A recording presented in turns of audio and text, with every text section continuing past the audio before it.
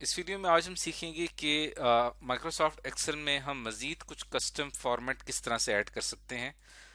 मिसाल के तौर पे जैसे कि अगर आप अपने किसी भी एक ख़ास नंबर के साथ कोई करैक्टर ऐड करना चाहें, जैसे आप डॉलर का साइन ऐड करना चाहते हैं या आप कोई ब्रैकेट कॉलन माइनस प्लस या कोई भी आप एक ख़ास करैक्टर डिस्प्ले करवाना चाहते हैं नंबर से पहले, तो उसके लिए आप ये वाली फॉर्मेटिंग इस्तेमाल करेंगे।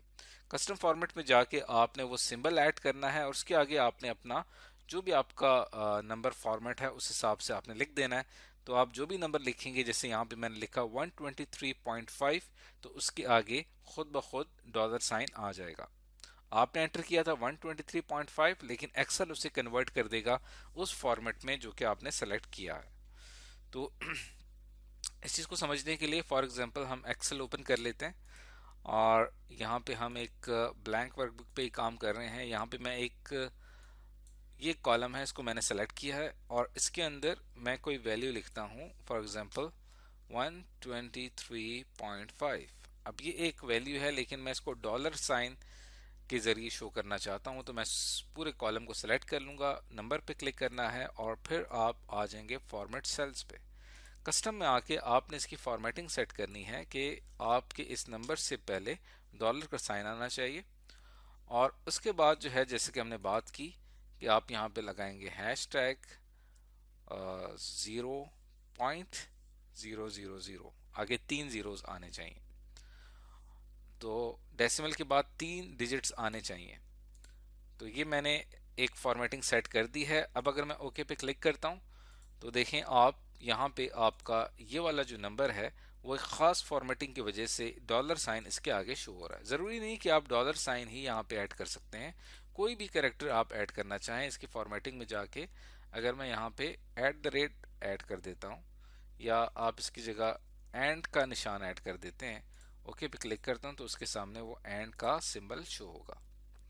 तो इस तरीके से आप कोई भी कैरेक्टर डिस्प्ले करवा सकते हैं इस फॉर्मेटिंग का इस्तेमाल करते हुए। इसी तरह आप स्टैरिक का इस्तेमाल कर सकते हैं कि अगर आप किसी भी एक ख़ास कैरेक्टर को रिपीट करवाना चाहते हैं किसी भी एक ख़ास सेल में, उसको लिए आपको क्या करना पड़ेगा, नंबर लिखने के बाद आप स्टैरिक लिखेंगे और स्टैरिक के बाद वो कैरेक्टर लिखेंगे जिसे आप रिपीट करवाना चाहते हैं। फॉर एग्जांपल यहाँ पे मैं एक वैल्यू ले लेता हूँ 25। अब आप देखें कि इस सेल के अंदर ये पूरी एक स्पेस है जो कि खाली आपको नज़र आ रही है। तो इस खाली स्पेस को इंडिकेट करने के लिए मुझे यहाँ पे एक कैरेक्टर चाहिए जो मेरी इस खाली स्पेस को इंडिकेट करे। उसके लिए मैं इसकी फॉर्मेटिंग सेट करता हूँ। देखें, इसको मैंने सेलेक्ट किया, यहाँ से आप नंबर पे गए, कस्टम पे गए और फिर हमने यहाँ पे इसकी एक फॉर्मेटिंग सेट करनी है। आप लगाएंगे हैश टैग और उसके बाद यहाँ पे मैं ऐड करता हूँ स्टैरिक का सिंबल और फिर यहाँ पे आगे मैं एक करेक्टर ऐड करता हूँ डॉट का। ओके पे क्लिक करूंगा तो देखें यहाँ पे आपके 25 का जो हमारे पास नंबर है उसके बाद डॉट जो है वो रिपीट हो रहा है। तब तक रिपीट हो रहा है जब तक आपका सेल फिल नहीं हो जाता। लेकिन अगर मैं सेल के अंदर कोई ऐसी वैल्यू एंटर करता हूँ जिससे मेरा सेल मुकम्मल तौर पे फिल हो जाता है, तो आप देखेंगे कि यहाँ पे नंबर ऑफ करेक्टर की जो रिपीटिशन है वो कम हो गई है। अब डॉट इतना रिपीट नहीं हो रहा। और इसी तरह अगर मैं इसको बिल्कुल ही फिल कर देता हूँ तो देखें यहाँ पे डॉट अब बिल्कुल ही गायब हो गया। लेकिन आप यहाँ से अगर सेल की विड्थ को बढ़ा देते हैं तो यहाँ से डॉट फिर आपको यहाँ पे डिस्प्ले होना शुरू हो जाएगा। तो इसकी वजह क्या है कि आपने इसकी फॉर्मेटिंग ही इस तरह से सेट की हुई है। तो ज़रूरी नहीं कि आप सिर्फ डॉट को ही यहाँ पे लिखें, आप कोई भी यहाँ पे स्पेशल कैरेक्टर ऐड करेंगे तो जितनी भी खाली स्पेस होगी सेल में वहां पे वो डिस्प्ले होगा जब तक कि आप उस सेल को मुकम्मल तौर पे फिल नहीं कर देते। ये देखें, ये इसका सिंटैक्स से लिखने का हैश टैग स्टैरिक और फिर वो खास करेक्टर। अब हम बात करते हैं यहाँ पे बैक स्लैश की। बैक स्लैश का मकसद ये होता है कि अगर आप कोई नंबर के आखिर में कोई करेक्टर ऐड करना चाहें तो आप कर सकते हैं। जैसे मैं कोई भी वैल्यू है उसको मिलियंस में शो करना चाहता हूँ तो मैं उस वैल्यू के आखिर में m लिख दूंगा तो वो वैल्यू मिलियंस में शो होगी। इसको करने के लिए आपने इस कस्टम फॉर्मेट को फॉलो करना है। ऐसे फॉर एग्जांपल इस पूरे सेल में मेरे पास जितनी भी वैल्यूज आ रही हैं वो मिलियंस में आ रही हैं, तो मैं बजाय इसके कितने लंबे लंबे लंबे यहाँ पे मुझे डिजिट्स लिखने पड़ेंगे तो मैं इसकी फॉर्मेटिंग सेट कर देता हूँ। यहाँ पे मैं सेलेक्ट करूंगा इसको और नंबर पे जाके आप इसके कस्टम फॉर्मेटिंग में यहाँ पे एक फॉर्मेटिंग सेट करेंगे, हैशटैग और उसके बाद पॉइंट हैशटैग। हम पॉइंट नहीं भी लगाना चाहें तो नहीं भी लगा सकते हैं, हम इसलिए लगा रहे हैं कि हो सकता है हमारे कोई ऐसे फिगर हों जैसे 1.56 मिलियन कुछ इस तरह के, तो इसलिए मैं लगा रहा हूँ यहाँ पे हैशटैग पॉइंट हैशटैग हैशटैग। उसके बाद आपने बैक स्लैश लगाना है और फिर आपने वो कैरेक्टर ऐड कर देना है। तो मैं मिलियन डिस्प्ले करवाना चाहता हूँ, उसके लिए मैंने यहाँ पे एम लिख दिया है, ओके पे क्लिक करूंगा। अब यहाँ पे आप जो भी नंबर ऐड करेंगे, लेट सपोज यहाँ पे मैंने नंबर ऐड किया 1.3, तो एक्सेल उससे कन्वर्ट कर देगा 1.3 मिलियन में। इसी तरह अगर आप किलो में करना चाहते हैं तो यहाँ पे मैं इस कॉलम को सेलेक्ट करता हूँ और उसके बाद आप इसकी फॉर्मेटिंग में जाके कस्टम में जाना है आपने, और यहाँ पे मैं लिखता हूँ हैशटैग और बैक स्लैश के, ओके पे क्लिक करूंगा। अब आप यहाँ पे जो भी नंबर लिखेंगे, 6 लिखेंगे तो उसको 6K कंसिडर करेगा, 7 लिखेंगे तो उसको 7K कंसिडर करेगा। तो इस तरह से इसकी फॉर्मेटिंग जो है वो सेट की जाती है। कोई भी आप कैरेक्टर ऐड करना चाहें किसी भी नंबर के आखिर में, वो आप इस तरह से कर सकते हैं। उसके बाद यहाँ पे बात आती है टेक्स्ट की। अगर आप अपने किसी भी एक खास वैल्यू के साथ कोई टेक्स्ट डिस्प्ले करवाना चाहते हैं, जैसे यहाँ पे आपने कोई पार्ट नंबर है किसी भी एक मशीन का, तो उसके लिए आप क्या करेंगे, यहाँ पे इन्वर्टेड कॉमास में पार्ट लिखेंगे, फिर बैक स्लैश ऐड करेंगे, फिर हैशटैग और फिर जो भी नंबर का फॉर्मेट होगा वो आप यहाँ पे लिखेंगे।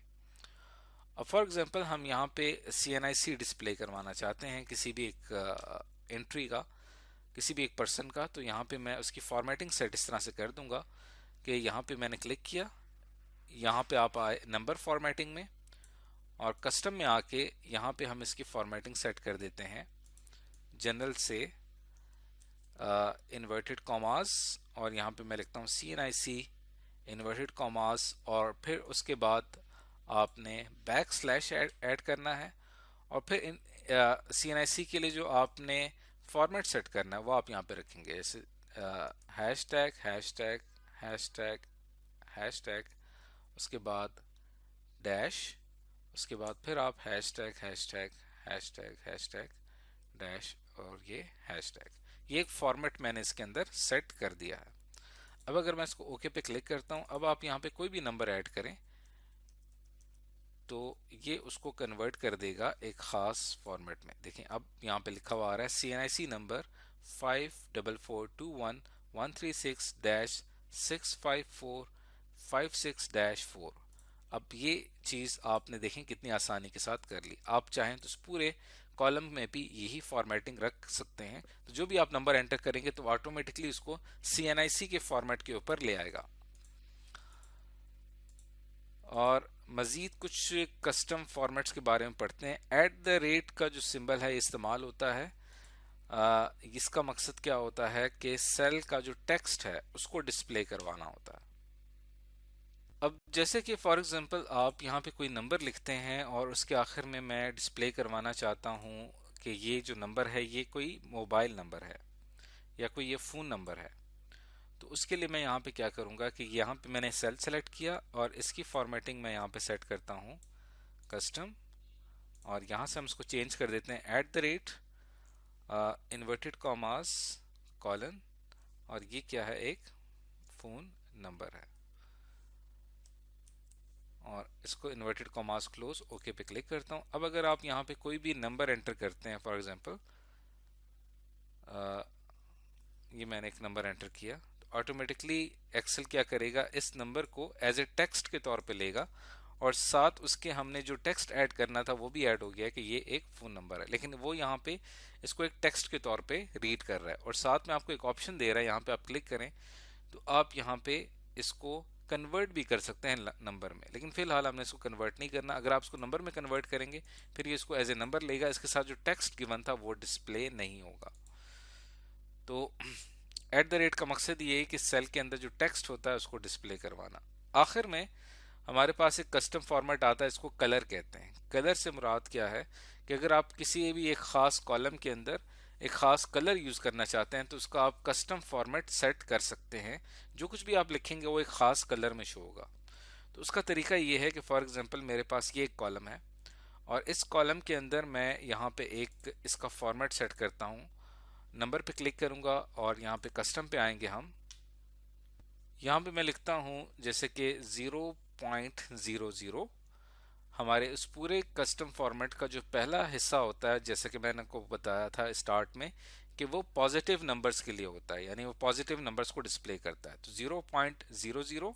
उसके बाद आपने लिखना है कि जो भी आप कलर इस्तेमाल करना चाहते हैं उसको आपने स्क्वायर ब्रैकेट में लिखना है। जैसे मैं पॉजिटिव नंबर्स को ग्रीन कलर में शो करना चाहता हूँ, सेमीकोलन। उसके बाद जो अगला पार्ट है वो नेगेटिव नंबर्स के लिए है, उसको मैं रेड कलर में शो करना चाहता हूँ। तो 0.00 ये हमारा कस्टम फॉर्मेट होगा नंबर्स के लिए, और जो कलर मैं डिस्प्ले करना चाहता हूँ वो रेड करना चाहता हूँ।